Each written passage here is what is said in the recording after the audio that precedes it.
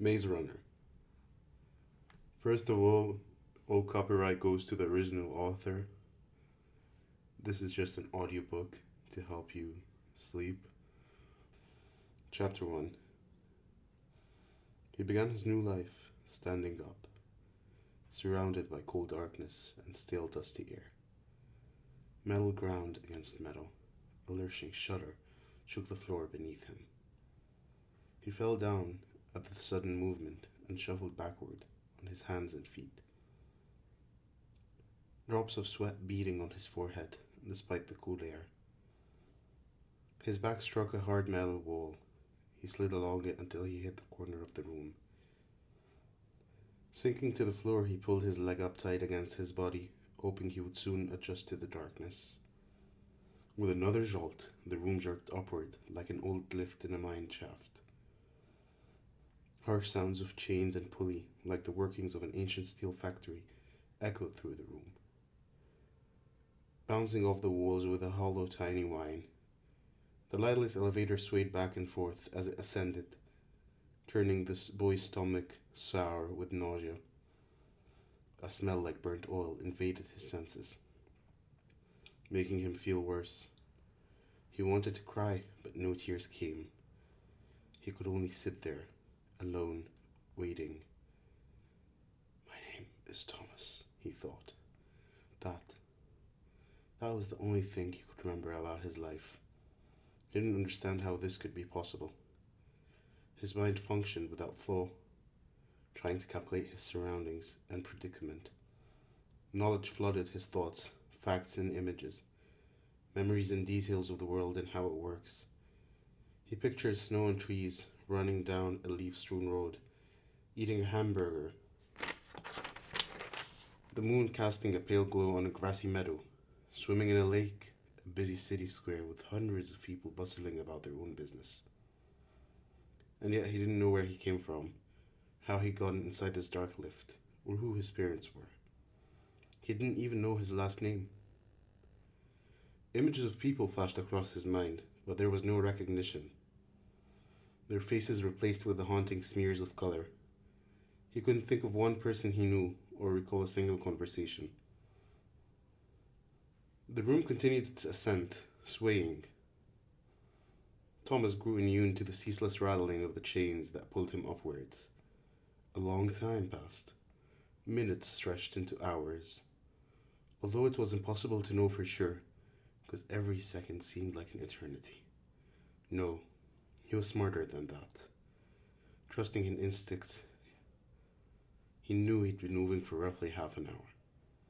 Strangely enough, he felt his fear whisked away, like a swarm of gnats caught in the wind, replaced with an intense curiosity. He wanted to know where he was and what was happening. With a groan and then a clonk, the rising room halted.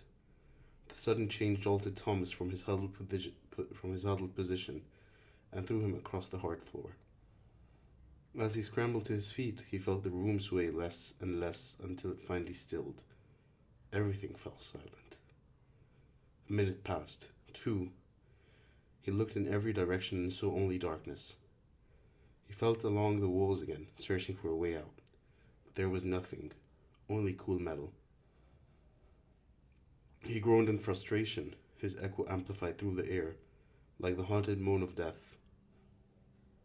It faded, and the silence returned. He screamed, called for help, pounded on the walls with his fists. Nothing. Thomas backed into the corner once again, folding his arms and shivering.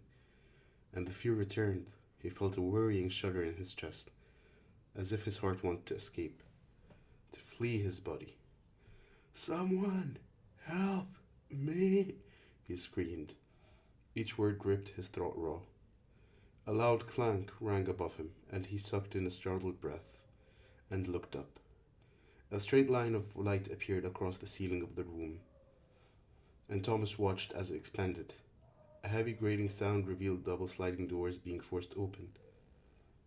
After so long in the darkness, the light stabbed his eyes. He looked away, covering his face with both his hands. He heard the noises above, Voices and fear squeezed his chest. Look at that shank. How old is he? Looks like a clunk in the t-shirt. You're the clunk, shuckface. Dude, it smells like feet down there. Hope you enjoy that one AF, Greedy. Ain't no ticket back, bro. Thomas was hit with a wave of confusion, blistered with panic. The voices were odd, tinged with an echo. Some of the words were completely foreign, others felt familiar. He willed his eyes to adjust and squinted towards the light and those speaking. First he could only see the shifting shadows, but they soon turned into shapes of bodies, people bending over the hole in the ceiling, looking down at him, pointing. And then, as if the lens of the camera had sharpened its focus, the faces cleared.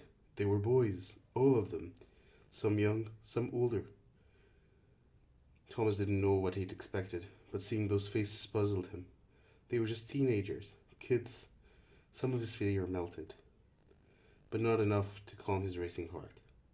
Someone lowered a rope from above, at the end of it being tied in a loop. Thomas hesitated, then stepped to it with his right foot and clutched the rope as he was yanked towards the sky. Hands reached down, lots of hands, grabbing him by his clothes, pulling him up.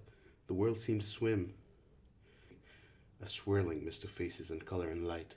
A storm of emotions wrenched his gut, twisted and pulled. He wanted to scream, cry, throw up. The chorus of voices had grown silent, but someone spoke as they yanked him over the sharp edge of the dark boxes, and Thomas knew he'd never forget the words. Nice to meet ya, Shank, the boy said. Welcome to the Glade.